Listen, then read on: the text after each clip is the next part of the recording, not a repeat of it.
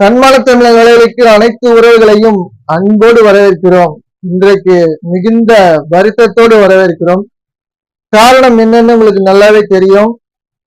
கள்ளச்சாராயம் குடித்து பலியானோர் எண்ணிக்கை கள்ளக்குறிச்சியில் 42 உயர்ந்திருக்கிறது. மேலும் 30க்கும் மேற்பட்டோர் கவலைக்கிடமாக இருக்கிறார்கள்.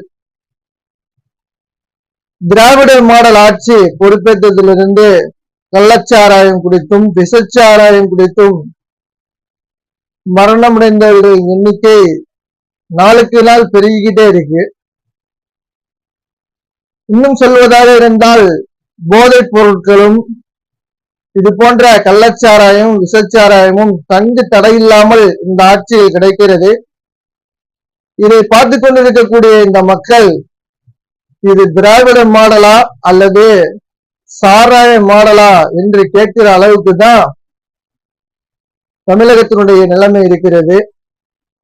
நேற்றைய தினம் பாத்தீங்க அப்படின்னா இந்த கள்ளச்சாராயத்தை குடிச்சு ஒருத்தர் கவலைக்கிடமா இருந்தாரு. அப்போ இந்த ஆட்சியாளர்கள் சொன்னது என்ன அப்படின்னா, அவர் வயிற்று வலி வயிற்றுப்போக்கு போன்ற இயற்கை உபாதைகளாலதான் அவருக்கு இது மாதிரி நடந்திருக்கு அப்படின்னு நேற்று இந்த விஷயத்த மழுப்பி மூடி மறைக்க பார்த்தாங்க. மாவட்ட ஆட்சியரும் இந்த அதிகார வரைக்கும் சேர்ந்து இது இயற்கை உபாதையினாலதான் இப்படி ஆயிருக்கு, இந்த கள்ளச்சாராயத்தை குடிச்சதுனால இப்படி ஆகல அப்படின்னு சொன்னதின் விளைவாக இன்னைக்கு பாத்தீங்க அப்படின்னா பலி எண்ணிக்கை 42 கூடி இருக்கு. காரணம் என்ன அப்படின்னா, அதான் மாவட்ட ஆட்சியரே சொல்லிட்டார்ல, இது இந்த சாராயம் குடிச்சா நம்ம இறக்க மாட்டோம் அப்படின்னு சொல்லிட்டு, அப்படின்னு ஒரு மாவட்ட ஆட்சியர் சொன்னதுக்கு பிறகு நிறைய பேரு இந்த கள்ளச்சாராயத்தை அந்த பகுதியில் இருக்கக்கூடிய அந்த மக்கள் குடிச்சிருக்காங்க. அதன் காரணமா தான் பலி எண்ணிக்கை உயர்ந்திருக்கிறது. ஒருவேளை நேற்றைய தினமே மாவட்ட ஆட்சியர் இது கள்ளச்சாராயம் தான், இதை குடிக்க வேணாம் அப்படின்னு சொல்லியிருப்பார் என்றால் இப்படிப்பட்ட மரண ஓலம் இந்த கருணாபுரம் கள்ளக்குறிச்சி பகுதிகளில் நிகழ்ந்திருக்காது. காவல்துறை அனுமதிச்சுதான் அந்த பகுதியில இந்த கள்ளச்சாராயம் என்று சொல்லக்கூடிய இந்த விஷச்சாராயம் அங்கு விற்கப்பட்டிருக்கிறது அப்படிங்கிறது இன்றைக்கு அப்பட்டமா தெரிய வந்திருக்கு. இதே நம்ம நேற்றைய தினம் சொல்லியிருந்தோம் அப்படின்னாக்கா நீங்க அவதூறு பரப்புறீங்க, வேண்டுமென்றே நீங்க ஆட்சிக்கு அவப்பெயர் ஏற்படுத்திருக்கீங்க அப்படின்னு சொல்லிட்டு நீங்க என்னென்னமோ சொல்லியிருக்கீங்க. ஆனால் இன்றைய தினம் அந்த மக்கள் வடிக்கிற கண்ணீர்லையும் அவர்களுடைய மரண ஓலங்கள்ல இருந்தும் பல விஷயங்கள் தெரிய வந்திருக்கு. அதாவது கல்வராயன் மலையில இந்த கள்ளச்சாராயம் காய்ச்சப்படுவதாகவும், அது கள்ளக்குறிச்சி பகுதிகளில் எந்தவித தங்கு தடையும் இல்லாமல் மிக குறைந்த விலைக்கு விற்பனை செய்யப்படுவதாகவும், இதற்கு பின்னணியில ஆளும் கட்சியை சார்ந்தவர்கள் இருப்பது அப்பட்டமா தெரிய இருக்கு. அந்த மக்கள் கதறி அழுகுறதுல இருந்து பல விஷயங்களை நம்ம தெரிஞ்சுக்கலாம். அதுல ஒரு அம்மா சொல்றாங்க, நாங்க தொடர்ச்சியா பலமுறை இது மாதிரி நாங்க காவல்துறையில போய் சொன்னோம், இவங்க எந்தவித நடவடிக்கையும் எடுக்கல. அது மட்டுமல்லாமல் இது போல யாரெல்லாம் தகவல் கொடுக்குறாங்களோ அவங்க இந்த கள்ளச்சாராயம் காய்ச்சற கும்பலால் அச்சுறுத்தப்பட்டிருக்காங்க. இது வெறுமனே பாத்தீங்க அப்படின்னா காவல்துறை அப்படின்னு நின்றாது. இதற்கு பிறகு அதிகார வர்க்கமும் அங்கு இருக்கக்கூடிய சட்டமன்ற உறுப்பினர்களும் துணை இருக்காங்க அப்படின்னு ரொம்ப அப்பட்டமா தெரிய வந்திருக்கு. அதாவது மக்களுக்கு எந்த ஆட்சி சிறந்த ஆட்சியா இருக்கும் அப்படிங்கிறத இதற்கு மேலையாவது ரொம்ப சிந்தித்து அரசை தேர்ந்தெடுக்கணும். மீண்டும் மீண்டும் நீங்கள் சாராயம் விற்பவர்களிடமே இந்த ஆட்சியை கொடுப்பீர்கள் என்றால் இது தொடர்கதையா தான் இருக்கும். அந்த கள்ளக்குறிச்சி பகுதியில பாத்தீங்க அப்படின்னா நிறைய அரசியல் கட்சி தலைவர்கள் போய் இங்க ஆறுதல் சொன்ன வண்ணமா இருக்காங்க. எடப்பாடி பழனிசாமி அவர்கள் போயிருக்காங்க. தேமுதிகவை சார்ந்த பிரேமலதா விஜயகாந்த் அவர்கள் போயிருக்காங்க. பாஜகவை சேர்ந்த அண்ணாமலை, இப்படி பல பேரு அங்க போயிருக்காங்க. இந்த காணொலியை பதிவு செய்த இந்த நேரம் பாத்தீங்க அப்படின்னா தமிழக வெற்றி கழகத்தினுடைய தலைவர் நடிகர் விஜய் அவர்கள் அந்த மக்களுக்கு ஆறுதல் சொல்றதுக்கு போயிருக்காங்க. அது மட்டும் இல்லாம இந்த விஷச்சாராயம் குடித்து கள்ளச்சாராயம் குடித்து இறந்தவங்களுக்கு முதலமைச்சர் மு.க.ஸ்டாலின் அவர்கள் 10 லட்சம் ரூபாய் நிவாரணம் அறிவிச்சிருக்காரு. இறந்தவர்களுக்கு 10 லட்சம், சிகிச்சை எடுத்துட்டு இருக்கிறவங்களுக்கு 50,000 ரூபாய் என்று அறிவிச்சிருக்காங்க. அதாவது விபத்துல இறந்தவனுக்கு பாத்தீங்க அப்படின்னா இவங்க 5 லட்சம் 3 லட்சம் 2 லட்சம்னு அறிவிப்பாங்க. கள்ளச்சாராயம் குடிச்சு இறந்தவனுக்கு பாத்தீங்க அப்படின்னா 10 லட்சம் ரூபாய்.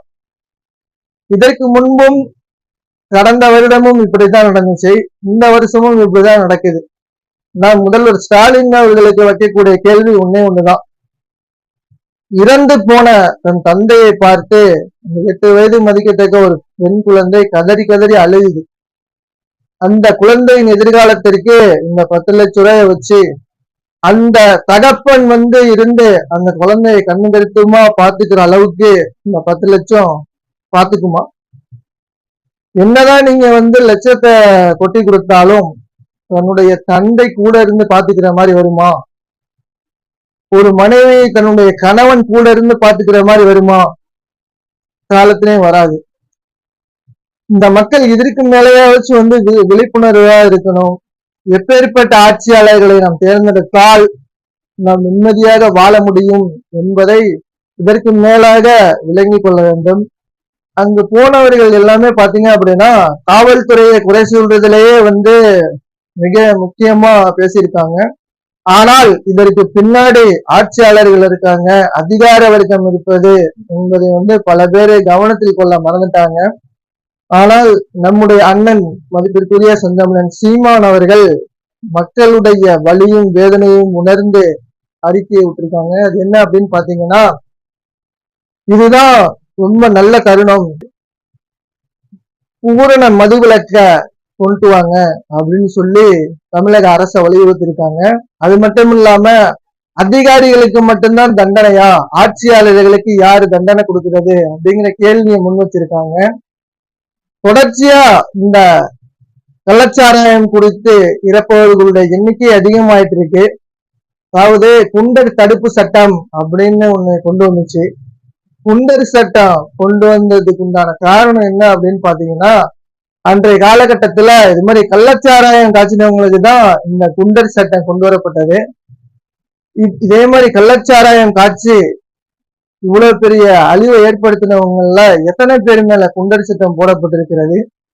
இப்ப கைதானவர் பாத்தீங்க அப்படின்னா அவரும் ஆளுங்கட்சிக்காரர் என்று சொல்லப்படுகிறது. அது உண்மையா பொய்யா என விசாரணையில தான் தெரிய வரும்.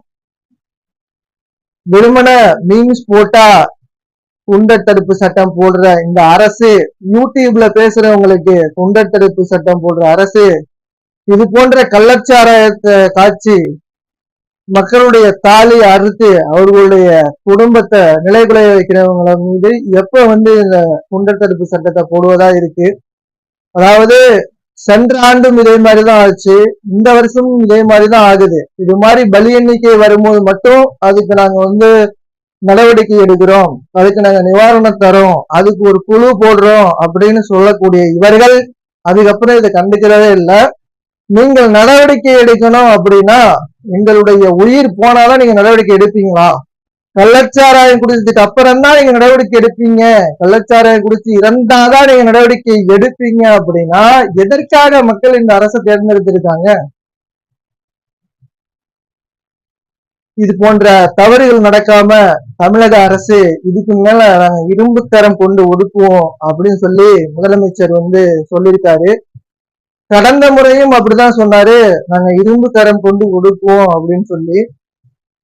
நான் என்ன சொல்றேன் அப்படின்னா, நீங்க இரும்பு கரம் கொண்டு ஒடுக்கலாம் பரவாயில்ல, பித்தாள கரம் கொண்டா வச்சு ஒடுக்குங்க.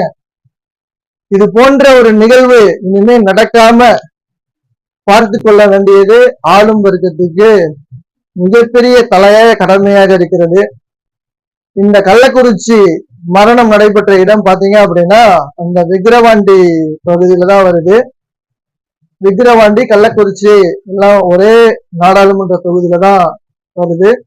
நிச்சயமாக இந்த அரசின் இந்த மெத்தன போக்கு, இந்த அரசின் அலட்சியம், இதுகளுக்கு நடைபெறக்கூடிய சட்டமன்ற இடைத்தேர்தல்ல தக்க பதிலடி கொடுத்தால் மட்டுமே இந்த அரசு தன் மீது இருக்கிற தவறை திருத்தி மக்களுக்கு நல்லது செய்வதற்கு ஒரு நல்வாய்ப்பாக அமையும்.